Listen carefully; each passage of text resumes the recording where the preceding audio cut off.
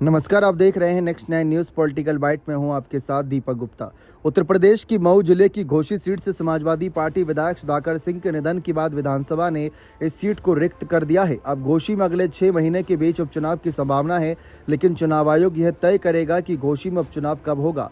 ऐसे में इस बात की भी चर्चा होने लगी है कि अगर घोसी में उपचुनाव हुए तो दावेदार कौन कौन हो सकता है। फिलहाल जिन नामों की चर्चा है उनमें सपा सुधाकर सिंह के बेटे अजीत सिंह, बीजेपी से विजय राजभर, सुभाषपा से अरविंद राजभर का नाम शामिल है। जी आप सभी को बता दें कि सुधाकर सिंह जो समाजवादी पार्टी के दिग्गज नेता और विधायक थे, उनके निधन के बाद घोसी की विधानसभा सीट अब खाली हो गई है। ऐसे में अब चर्चा है कि समाजवादी पार्टी की ओर से सुधाकर सिंह के बेटे सुजीत अपनी दावेदारी पेश करते हैं। सुजीत सिंह अपने ब्लॉक प्रमुख रहे हैं और कह सकते हैं सुधाकर सिंह की निधन पर सपा प्रमुख अखिलेश यादव अजीत सिंह को गले लगाकर सांत्वना देते हुए नजर आए थे।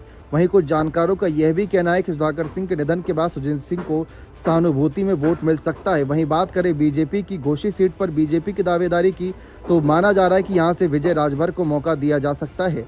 ऐसा इसीलिए क्योंकि साल 2019 में जब इस सीट पर उपचुनाव हुआ था, तब विजय राजभर ने सुधाकर सिंह को हराया था। पिछली बार दारा सिंह चौहान के चुनाव लड़ने से वे दावेदारी से चूक गए थे। इस बार उनकी टिकट की चर्चा जोरों पर है, लेकिन बीजेपी के सहयोगी सुभाषपा के अध्यक्ष और मंत्री ओम प्रकाश राजभर इस सीट से अपने बेटे अरविंद राजभर को मैदान में उतारने के लिए बेताब हैं। वे वर्तमान में सुभाषपा के राष्ट्रीय प्रवक्ता और महासचिव हैं। घोसी को राष्ट्रीय राजभर का प्रभाव क्षेत्र माना जाता है, जहां से अरविंद राजभर लोकसभा का चुनाव भी लड़ चुके हैं। हालांकि वे हार गए थे। ओपी राजभर ने पहले भी उन्हें सदन में पहुंचाने की कोशिश की है, चाहे वह सेवापुरी विधानसभा की सीट हो या घोसी लोकसभा की सीट।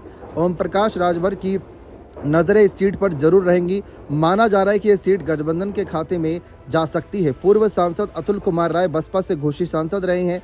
जेल से बाहर आने के बाद से अतुल कुमार राय इलाके में सक्रिय हो गए हैं। उनकी बढ़ती सक्रियता के कयासों को जन्म दिया है। हालांकि बसपा आमतौर पर उपचुनाव नहीं लड़ती, लेकिन मायावती के फैसले पर संशय बरकरार है। अगर बसपा उन्हें टिकट नहीं देती तो अतुल कुमार राय निर्दलीय या पाला बदल कर किसी अन्य पार्टी से चुनाव लड़ सकते हैं।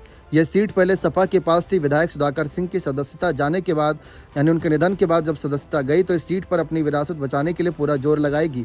विपक्षी इंडिया गठबंधन से कांग्रेस भी जोर आजमाइश कर सकती है, लेकिन चूंकि ये सीट सपा ने जीती थी, इसलिए प्रबल संभावना है कि समाजवादी पार्टी ही सीट से उम्मीदवारी उतारेगी। लेकिन सुभाषपा और बीजेपी के बीच बात बनती है या नहीं, ये देखना दिलचस्प रहेगा। बने रहें चैनल के साथ। बहुत बहुत शुक्रिया।